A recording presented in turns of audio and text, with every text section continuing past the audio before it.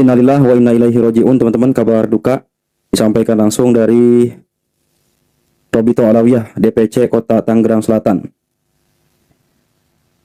Segenap keluarga besar Robito Alawiyah, DPC Kota Tangerang Selatan turut berduka cita atas wafatnya Habib Lutfi bin Muhammad Al-Haddad, pimpinan Pondok Pesantren Al-Maddad, 1 Zulhijjah 1446, 27 Mei 2025. Turut berduka cita dan berbelasungkawa. Innalillahi wa inna ilaihi raji'un ya. Mudah-mudahan diterima amal ibadahnya, diampuni sekalian dosa-dosanya, ditempatkan di tempat yang layak di sisinya. Allahumma firlahu warhamhu wa'afihi wa'fu anhu akrim nuzulahu wasi' madkhalahu waghsilhu bil ma'i wal thalji wal barad wa naqihi minal khotoyaya kama yunaqqa thawbul abyad minad danas.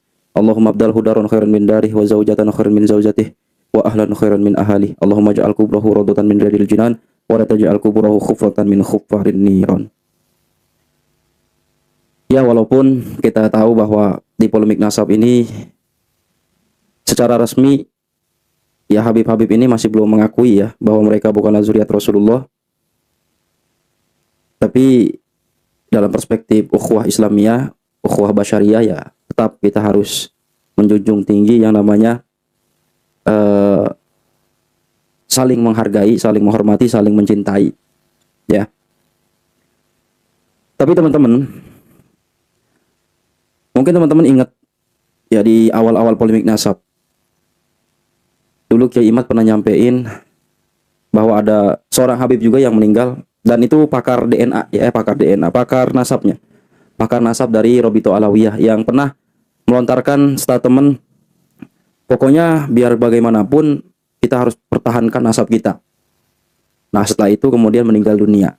Nah, itu disampaikan oleh Kiai Imad, dan bahkan Kiai Imad melanjutkan, siapapun dia, mau setinggi apapun ilmunya, jabatannya, pangkatnya, kalau dia membela nasab yang sudah menyakiti baginda Nabi selama ratusan tahun ini, maka dia akan terlindas. Terus Facebooknya yang di-screenshot oleh teman dikirimkan kepada saya.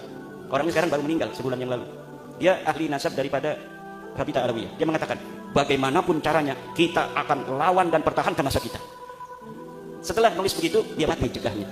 Kalau orang berani untuk berdiri tegak ketika ada bulldozer, maka dia akan terlindas oleh bulldozer. Apapun fitnahnya, apapun framingnya, setinggi apa dia pangkatnya hari ini, yang mau membela nasab yang telah menyakiti Rasulullah Muhammad SAW itu beratus-ratus tahun, dia akan ikut terbantai. Tapi wallahu a'lam bishawab, apakah kemudian ini ada kolerasinya gitu kan dengan apa yang disampaikan oleh Kiai Imad?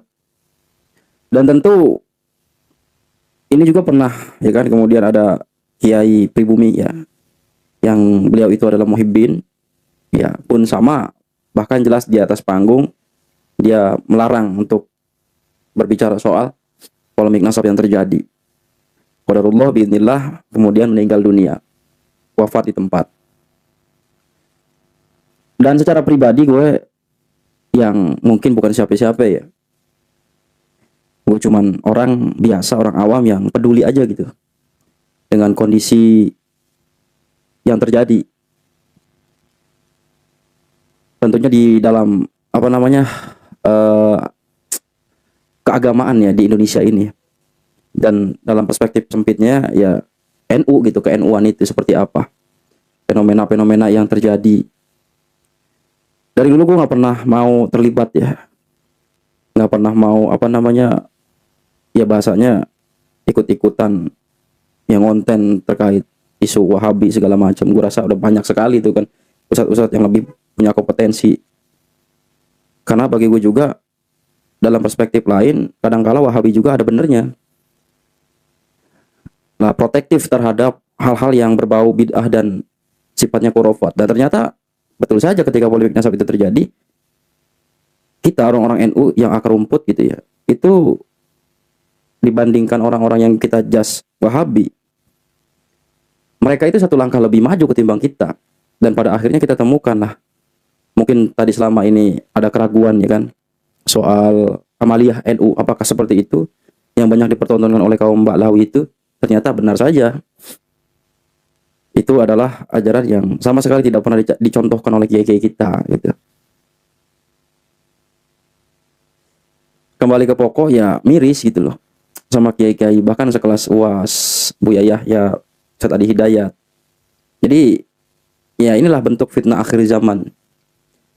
Nggak mandang siapapun dia, ketokohannya, titel jabatan.